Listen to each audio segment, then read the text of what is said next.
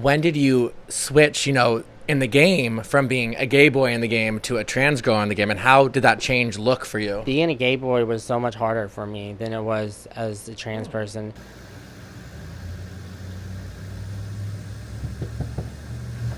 Oh my gosh, I'm like starstruck. Good to see you. You look so pretty. Thanks for having me. Oh my gosh, it smells so good in here. I'm glad it's not giving you a headache because I felt like it was overly smoky. No, I love this. Like, what is this? Like Palo Santo? Or what is this? It's what is this called? It is just like incense. White patchouli. I like it. Thanks for having me. Yes, bro. It's so nice to see you. Nice to see you too. Oh my gosh, cute. Look at this. Oh my gosh, I feel like I see this on all your videos, right? This. Yeah, I just busted it back out because honestly, it's been retired for a little while. But yeah, it's an OG. I think this is cute. Where? It's a Tina Monroe set. Exactly. Matt Cullen. First take with Tina Monroe. I think this is like a year in the making. I think it is a year. That's the year, right? Yeah. just so the audience knows, I've been following Tina Monroe for Tina Monroe for a while now, and that's kind of how I pick my people. Like, I find people on Instagram or TikTok that I find are really interesting, and I follow them, and I screenshot them and save them in little folders. And she's been in the Virginia folder for a while, and I've been wanting to interview you because you've just seemed like you've lived such a fascinating life. That's sweet of you. I think it's like kind of surreal that you're even here in my living room right now. Yeah, me too. Me too. But it feels already like we've connected so much already. For sure, definitely authentic vibe. You look cute. Wait, let me see the outfit because I know you always are giving different outfits. Wait, what did you decide today? Oh my gosh. Today, I was blessed because Russ sent me. I went to the store yesterday. I was trying to find a little fit for this day, but I couldn't find nothing. And then I came home and Russ had sent me something. So this skirt was in the mail. So I was like, it's perfect. It is perfect. Oh my gosh, I love the heritage. I knew you were gonna give a look because Tina always gives looks. Yes. Let me not be modest. Is it expensive to live around here? It's not crazy, but I feel like it's expensive everywhere right now. This is a cute little like spot you have. I like it. It's perfect size for you too. Tucked away up in the air, and it's crazy to have. It's 2 years I've been here, and it's because I'm on Section 8. Okay, and I put my time in to get on it, and so that's permanent. I grew up Jehovah's Witness, so it was definitely an experience to say the least. Jehovah's Witness. I've done, I think, maybe 2 episodes on that, but I mean, I know enough to know that it's a very strict religion, right? Yes, I had to say cult. Yeah, I'm not going to be in front about it. It's definitely a cult, but there's great things about it. I'm not going to like poop on the whole thing, and I'm glad I was raised as one because it definitely like instilled moral value in me that I don't think I would have if I wasn't. And then social skills because I had to knock on all those doors all my life. So like I was able to really approach anybody in life, which was very helpful with just existing. How old were you when you realized that like your life, being a Jehovah's Witness was not the norm for kids your age? I just had to be like 7, 8 years old. I guess when my dad was sick and I guess when he passed, I realized that things were not going to be the same anymore as far as what they were. And that's when I guess things just definitely started going to a very darker area in life than it was, I guess, for me. To this day, she is the poster Jehovah's Witness. Like, she's to the T. I got baptized because if you get baptized, then you pretty much dedicate yourself to Jehovah publicly, and so if you choose to leave, you can't because you made that public declaration. So making that choice at 12, I wasn't pubescent yet, so this is an adult choice that I'm still held accountable to this day for at 12. Then 14 rolled around and puberty hit, and I was like, oh shit, I'm fucking gay. I prayed for like a solid year to just like praying for it to go away, and it wasn't working. So I finally just like wrote a letter to my mom and left it on the table before I went to school, and she read it and she came and got me early for school and took me to elders to like put it back in my mouth and not say it anymore or like leave. And so I chose to leave. I was like, I'm out of the closet, I'm not going back in. Like, it took me this much to get out, and I'm not going back. I already knew that this was the possibility of what's gonna happen, and y'all ain't shit. But I'm not going back. Wow. So at 14 years old, you get kicked out of your house? I wasn't necessarily kicked out, but I was not wanted or welcomed or enjoyed to be having at the house. I'm freshly gay out, like I'm just trying to like find myself, and then I got that. I got this mom who used to be my best friend that just treats me like I'm a leper at this point, and so I was running away.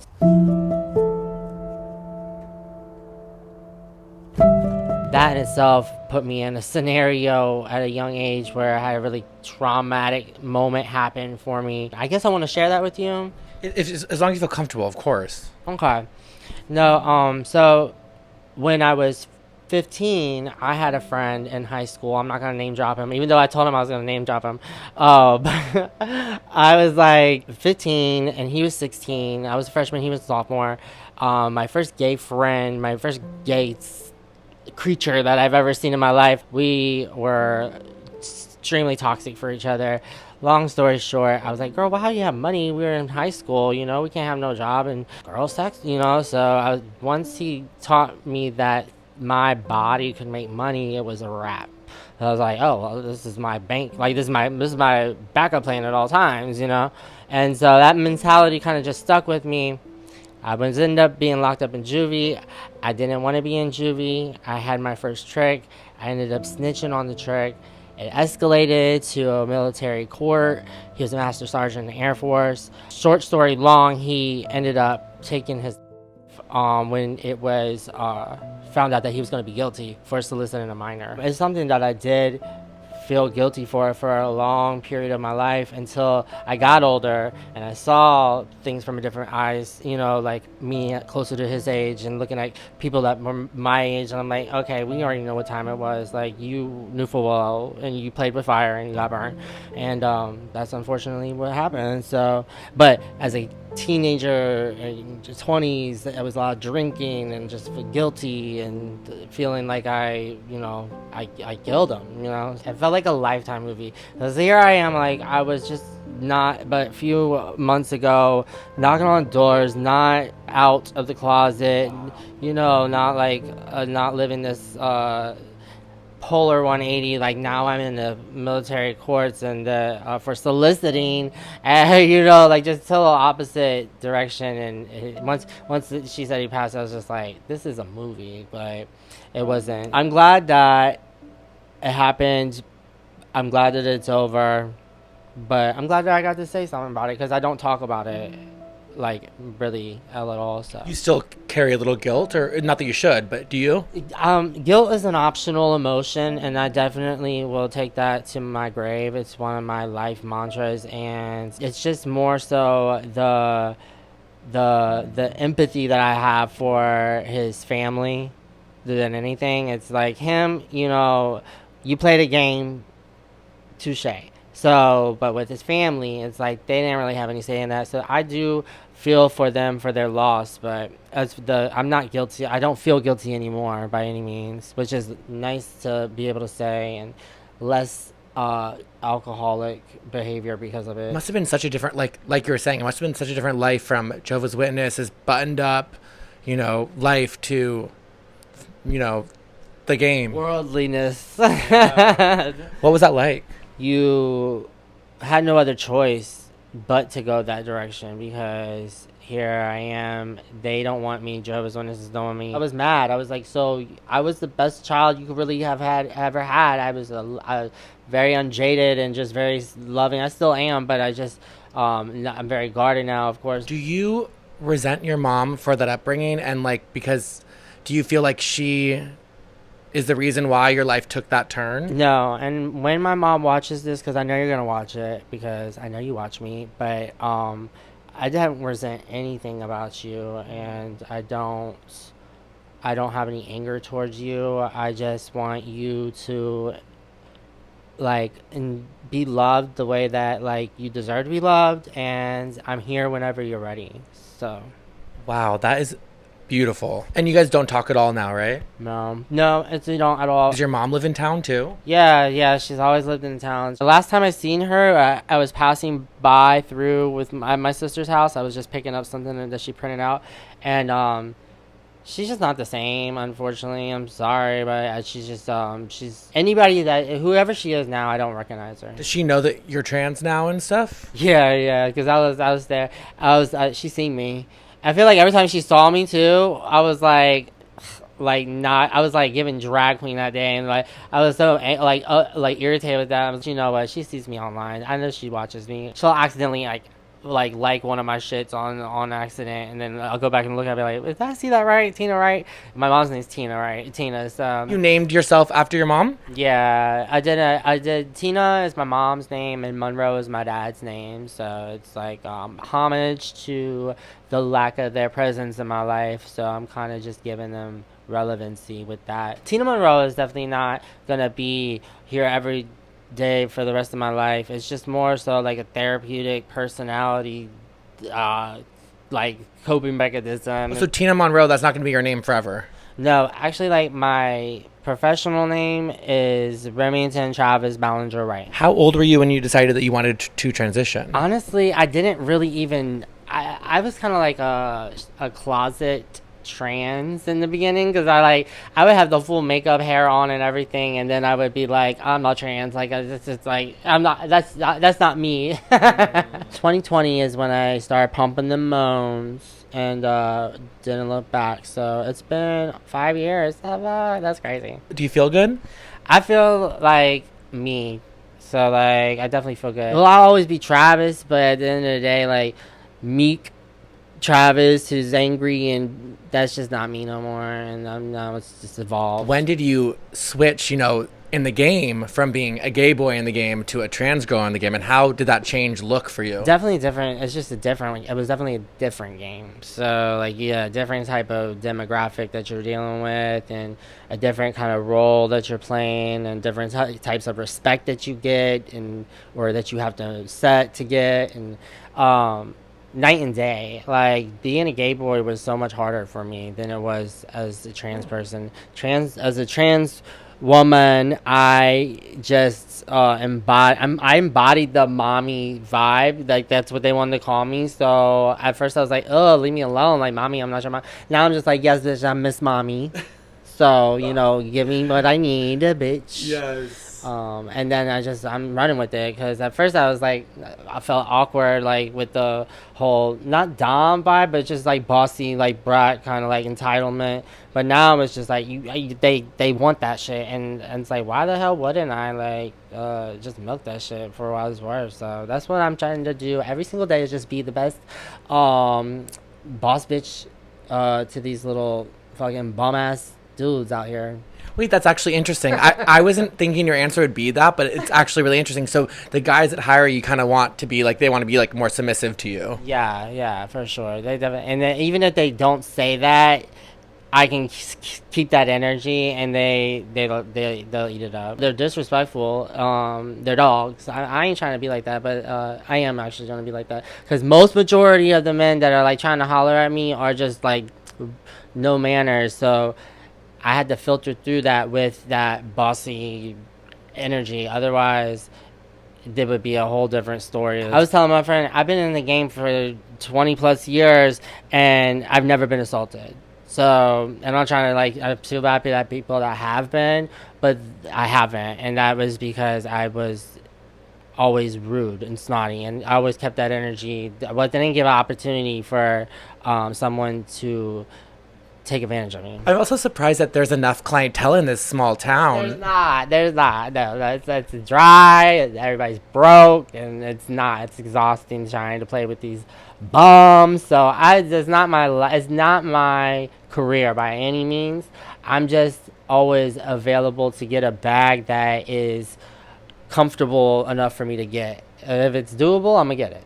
Like, if you got some money for me, I'll take it. So you were saying that in town you're part of like the city council advisory or something? Will you talk about that? Yes, I'm on Parks and Recreation for Hampton, and I'm on Senior Citizen Advisory Committee for Hampton, Virginia.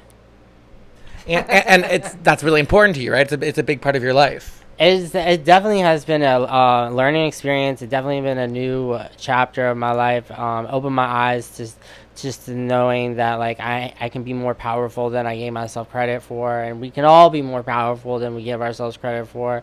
And I was just a homeless person applying to boards because I just wanted to fix the pothole in the beginning of it all, and then they put me on the board while I was homeless, and that's how I started off. On it's been 2 years now. I mean, I'm sure in this town it's important to have your voice because there's probably no other trans people on that. Exactly. That's why it's like important to me now to like settle my commitment. Like I'm not gonna be going anywhere. I'm staying in Virginia because I just gonna do my terms and get everything I can under my belt that they'll let me.